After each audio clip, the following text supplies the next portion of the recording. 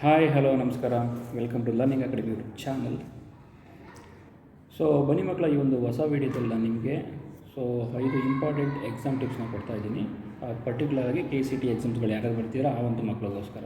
So ನಿಮ್ಗೆ ಗೊತ್ತಿರೋ ಹಾಗೆ ಇವತ್ತು ಎಕ್ಸಾಮ್ಸ್ ಕಂಪ್ಲೀಟ್ ಆಯಿತು 20th.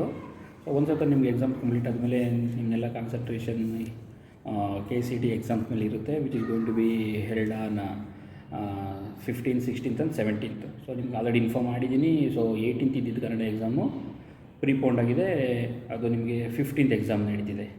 ಸೊ ಅದ್ರ ಜೊತೆಗೆ ಮೇಜರಾಗಿ ನಾನು ನಿಮಗೆ ಎಕ್ಸಾಮ್ಗೆ ಯಾವ ಥರ ಅಟೆಂಡ್ ಮಾಡಬೇಕು, ಪರ್ಟಿಕ್ಯುಲರ್ಲಿ KCT ಎಕ್ಸಾಮ್ಸ್ ಅಂತ ಈ ಒಂದು ವೀಡಿಯೋದಲ್ಲಿ ನಾನು ಎಕ್ಸ್ಪ್ಲೈನ್ ಮಾಡ್ತಾ ಹೋಗ್ತೀನಿ. ಸೊ ಯಾರಾದರೂ ಹೊಸದಾಗಿ ನನ್ನ ಯೂಟ್ಯೂಬ್ ಚಾನಲ್ ನೋಡ್ತಾರೆ, ಚಾನಲಲ್ಲಿ ಲೈಕ್ ಮಾಡಿ, ಶೇರ್ ಮಾಡಿ, ಮತ್ತು ಸಬ್ಸ್ಕ್ರೈಬ್ ಮಾಡಿ. ಮತ್ತು ನಿಮ್ಮ ಯಾರಾದರೂ ನಿಮ್ಮ ಬೇರೆ ಊರಲ್ಲಿ ನಿಮ್ಮ ಫ್ರೆಂಡ್ಸ್ಗಳಿದ್ರೆ ಅವರು ಕೂಡ ವೀಡಿಯೋನ ಶೇರ್ ಮಾಡಿ. ಸೊ ಬನ್ನಿ ನೋಡೋಣ. ಮೊದಲನೇ ಪಾಯಿಂಟ್ಸ್ ಬಂದ್ಬಿಟ್ಟು, ಸೊ ನನಗೆ ಗೊತ್ತು ಏನಂದರೆ ಎಲ್ಲ ಮಕ್ಕಳು ಏನು ಮಾಡ್ತಾ ಇರ್ತೀರಾ, ಸೊ KCT ಎಕ್ಸಾಮ್ ಅಂದಿಟ್ಕೆ ಆ ಮೆಟೀರಿಯಲ್ಸ್ ನೋಡೋಣ, ಈ ಮೆಟೀರಿಯಲ್ಸ್ ತೊಗೊಳ್ಳೋಣ, ಸೊ ಮೋಸ್ಟ್ ಆಫ್ ವೀಡಿಯೋ ನೋಡೋಣ, ಆನ್ಲೈನ್ ವೀಡಿಯೋ ನೋಡೋಣ, ಸೊ ಕ್ರ್ಯಾಶ್ ಕೋರ್ಸ್ ಅಂತ ತೊಗೊಳ್ಳೋಣ. So it's complete is going to be waste. So ನೋಡಿ ಮಕ್ಕಳ, ನೀವು ಕುತ್ಕೊಂಡು ನೀವು ಏನು ಓದಿ ಪ್ರಾಕ್ಟೀಸ್ ಮಾಡ್ಕೊಂಡು ಬರೀತೀರೋ, ಸೊ ಅದೇ ನಿಮ್ಮ it will going to get a good marks for you. So ನೀವು ಅದನ್ನೆಲ್ಲ ಬಿಟ್ಬಿಟ್ಟು ಏನು ಮಾಡಿದರೆ, first and foremost important points which is going to be I am going to give is NCERT books. So ಎಲ್ಲರೂ ಕೂಡ NCERT ಬುಕ್ಸ್ನ ಖಂಡಿತವಾಗಿ ಓದಲೇಬೇಕು, ಅರ್ಥ ಆಯ್ತಾ? So NCERT books is like Ramayana, Mahabharata, Bible, so ಏನೇನಂತೀರ ಎಲ್ಲ ಕೂಡ NCERT ಬುಕ್ಸ್ನೇ. ಸೊ ಎಕ್ಸಾಮ್ ಆಗೋವರೆಗೂ NCERT ಬುಕ್ಸ್ನ so you must read each and every line without fail, ಅರ್ಥ ಆಯ್ತಾ ನಿಮಗೆ?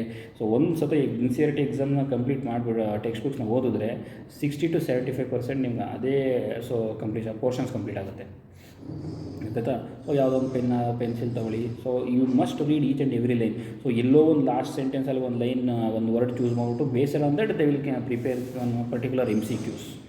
ಆ್ಯಂಡ್ MCQಸ್ನ ಯಾವ ಥರ ಕ್ರ್ಯಾಕ್ ಮಾಡಿ, ಪರ್ಟಿಕ್ಯುಲರಾಗಿ 4 ಆಪ್ಷನ್ಸ್ ಕೊಟ್ಟಿರ್ತಾರಲ್ಲ, 4 ಆಪ್ಷನ್ಸಲ್ಲಿ you can easily remove 2 options, ಅರ್ಥ ಆಯ್ತಾ? ಆ್ಯಕ್ಚುಲಿ 2 ಆಪ್ಷನ್ಸ್ ಅವ್ರು ಏನು ಮಾಡಿರ್ತಾರೆ, ಸೊ ನಿಮಗೆ ಅದು ಅನ್ರಿಲೆವೆಂಟ್ ಟಾಪಿಕ್ ಇರುತ್ತೆ, ಅರ್ಥ ಆಯ್ತಾ? ಸೊ ಆ ಅನ್ರಿಲೆವೆಂಟ್ ಟಾಪಿಕ್ಸ್ಗಳನ್ನ ನೀವು ಯಾವುದೋ ಅಂತ ಈಸಿಯಾಗಿ ಗೆಸ್ ಮಾಡಿದ್ರೆ, ಸೊ ನೀವು ಈಸಿಯಾಗಿ ಅದರ್ 2 ಆಪ್ಷನ್ಸಲ್ಲಿ ಸೊ ಕ್ಯಾಲ್ಕುಲೇಷನ್ ಮಾಡ್ಕೊಂಡು ಬೇಗ ಕಂಡುಹಿಡಿಬೋದು, ಅರ್ಥ ಆಯ್ತಾ? So first and foremost thing is, so NCERT ಬುಕ್ಸ್ನ ಸ್ಟ್ರಿಕ್ಟಾಗಿ ಫಾಲೋ ಮಾಡಿ. So you must read each and every line, ಅರ್ಥ ಆಯ್ತಾ? ಮಾರ್ಕ್ ಮಾಡ್ಕೊಂಡು ಓದ್ತಾ ಹೋಗಿ, ಅರ್ಥ ಆಯ್ತಾ? So that is the first tip. ಎರಡನೇ ಟಿಪ್ ಬಂದ್ಬಿಟ್ಟು ನಿಮಗೆ ಲಾಸ್ಟ್ 5 year ಪೇಪರ್ಸ್. ಸೊ ಏನಕ್ಕೆ ನೀವು ಲಾಸ್ಟ್ 5 years ಪೇಪರ್ಸ್ನ ರೆಫರ್ ಮಾಡಬೇಕು, ಓದಬೇಕು, ಸಾಲ್ವ್ ಮಾಡಬೇಕು ಅಂತ ಹೇಳಿದ್ರೆ, ಸೊ ನಿಮ್ಗೊಂದು ಐಡಿಯಾ ಬರುತ್ತೆ. ಸೊ ನೀವು ಯಾವುದೇ ಒಂದು ಕೆಲಸ ಆಗಿರ್ಬೋದು, ನೀವು ಸುಮ್ಮನೆ ಏನೋ ತಲೆಯಲ್ಲಿ ಬ್ಲೂ ಪ್ರಿಂಟ್ ಇಲ್ಲದೇ ಸುಮ್ಮನೆ ಸ್ಟಾರ್ಟ್ ಮಾಡ್ಕೊಂಡು ಹೋದರೆ ವೇಸ್ಟು.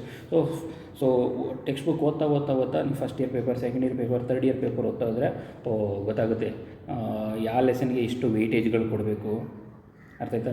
ಸೊ ಯಾವ ಥರ ಕ್ವಶನ್ಸ್ಗಳಿರುತ್ತೆ. ಇವಾಗ ಫಿಸಿಕ್ಸಲ್ಲಿ ಯಾವ ಥರ ಕ್ವಶನ್ಗಳು ಚೂಸ್ ಮಾಡ್ತಾರೆ, ಕೆಮಿಸ್ಟ್ರಿಯಲ್ಲಿ ಯಾವ ಥರ ಕ್ವಶನ್ಗಳು ಚೂಸ್ ಮಾಡ್ತಾರೆ, ಆ್ಯಂಡ್ ಮ್ಯಾಥಮೆಟಿಕ್ಸಲ್ಲಿ ಯಾವ ಥರ ಕ್ವಶನ್ಗಳು ಚೂಸ್ ಮಾಡ್ತಾರೆ ಅನ್ನೋದು ನಿಮಗೆ ಕಂಪ್ಲೀಟಾಗಿ ಐಡಿಯಾ ಆಟೋಮೆಟಿಕ್ಕಾಗಿ ಬರುತ್ತೆ, ಅರ್ಥ ಆಯ್ತಾ? ಸೊ ಅದಕ್ಕೋಸ್ಕರ ನೀವೇನು ಮಾಡಬೇಕು, ಸೊ NCERT ಬುಕ್ಸ್ ಆದಮೇಲೆ you must give the most preference to the previous year question paper. So previous year question paper ನೀವು ಏನು ಮಾಡಬೇಕಾಗುತ್ತೆ, ಸಾಲ್ವ್ ಮಾಡಬೇಕಾಗುತ್ತೆ. ನೆಕ್ಸ್ಟು ಥರ್ಡ್ ಇಂಪಾರ್ಟೆಂಟ್ ಪಾಯಿಂಟ್ಸ್ ಬಂದ್ಬಿಟ್ಟು study notes. So study notes ಅಂತ ಹೇಳಿದಿಲ್ವಾ, ನೀವು ಒಂದು ಸತ ಕುತ್ಕೊಂಡ್ರೆ ಮಿನಿಮಮ್ 3 hours ಓದ್ತಿರೋ, 4 hours ಓದ್ತಿರೋ, 5 hours ಓದ್ತಿರೋ, it's depends upon you. So ಏನು ಮಾಡಿ ಅಂತ ಹೇಳಿದ್ರೆ, ಸೊ ಒಂದು ಲೆಸನ್ ಕಂಪ್ಲೀಟ್ ಮಾಡ್ತೀರಾ, at the end of the lessons list out all the important formula you study in that particular lesson and all the important concepts. So in a very short note. So then stick to the end of that particular lesson, ಅರ್ಥ ಆಯ್ತಾ? Study notes plays very important role. So because ನೀವು ಒಂದು ಇವತ್ತಿಂದ start ಮಾಡ್ತೀರಾ ಅಂತ ಅಂದ್ಕೊಂಡ್ರು, so ನೀವು ಮತ್ತೆ ಮ್ಯಾಕ್ಸಿಮಮ್ ನಿಮ್ಮ ಕೈಲಾಗೋದು ಒಂದು time text book NCERT books complete ಮಾಡ್ಬೋದು, ಅರ್ಥ ಆಯ್ತಾ? ಸೊ ಮತ್ತೆ ನೀವು ರಿವಿಷನ್ ಟೈಮಲ್ಲಿ ಎಲ್ಲ ಬುಕ್ಸ್ನ ಮತ್ತೆ ಓದೋಕ್ಕಾಗಲ್ಲ. ಸೊ ಏನು ಮಾಡಬೇಕಾಗುತ್ತೆ, ಅದಕ್ಕೋಸ್ಕರ ನೀವು ಸ್ಟಡಿ ನೋಟ್ಸ್ ಇದ್ದರೆ ಸ್ಟಡಿ ನೋಟ್ಸಲ್ಲಿ ಈಸಿಯಾಗಿ ರೆಫರ್ ಮಾಡ್ಬೋದು. ಸೊ ಈಸಿಯಾಗಿ ರೆಫರ್ ಮಾಡಿದ್ರೆ ಸೊ ಲಾಸ್ಟ್ ಮೂಮೆಂಟ್ ರಿವಿಷನ್ ನಿಮ್ಗೆ ಈಸಿಯಾಗಿ ಆಗೋಗ್ಬಿಡುತ್ತೆ, ಅರ್ಥ ಆಯ್ತಾ? So that's why study notes are very important. So ಅದನ್ನು ಎಲ್ಲಿ ಸ್ಟಿಕ್ ಮಾಡಿ ಅಂತ ಹೇಳಿದ್ರೆ, ಎಂಡ್ ಆಫ್ ದಟ್ ಪರ್ಟಿಕ್ಯುಲರ್ ಲೆಸನಲ್ಲಿ ಸ್ಟಿಕ್ ಮಾಡಿ, ಅಂತ. So this is the third point. Fourth point ಬಂದ್ಬಿಟ್ಟು ಸ್ವಲ್ಪ formula sheets. You have to maintain some formula sheets. So ನಿಮಗೆ ಫಿಸಿಕ್ಸಲ್ಲಾದರೂ ಆಗ್ಬೋದು, ಕೆಮಿಸ್ಟ್ರಿಲಾದರೂ ಆಗಿರ್ಬೋದು. ಕೆಮಿಸ್ಟ್ರಿಲಾದರೆ ಸಮ್ ಈಕ್ವೇಷನ್ಸ್, ಆ್ಯಂಡ್ ಮ್ಯಾಥಮೆಟಿಕ್ಸಲ್ಲಿ ಆದರೂ ಆಗಿರ್ಬೋದು. ಸೊ ನೀವೇನು ಮಾಡಬೇಕಾಗುತ್ತೆ ಅಂದರೆ ಸ್ವಲ್ಪ ಫಾರ್ಮುಲಾ ಶೀಟ್ಸ್ಗಳನ್ನ ಮೇಂಟೈನ್ ಮಾಡಬೇಕಾಗುತ್ತೆ. ಫಾರ್ ಎಕ್ಸಾಂಪಲ್ ಮ್ಯಾಥಮೆಟಿಕ್ಸ್ಗಳು ತೊಗೊಂಡ್ರೆ so parabola, hyperbola, ellipse related ನಿಮಗೆ ಫಾರ್ಮುಲಾಸ್ಗಳಿರುತ್ತೆ, ಅದನ್ನೆಲ್ಲ ಲೀಸ್ಟ್ ಔಟ್ ಮಾಡ್ಕೋಬೇಕು. ನಿಯರ್ಲಿ ಇಲ್ಲಾಂದ್ರೂ ನೀವು 20 to 25 sheets of formulas list ಮಾಡಲೇಬೇಕು, ಇನ್ಕ್ಲೂಡಿಂಗ್ ಆಲ್ ದ ಸಬ್ಜೆಕ್ಟ್ಸ್. ಅರ್ಥ ಆಯ್ತಾ?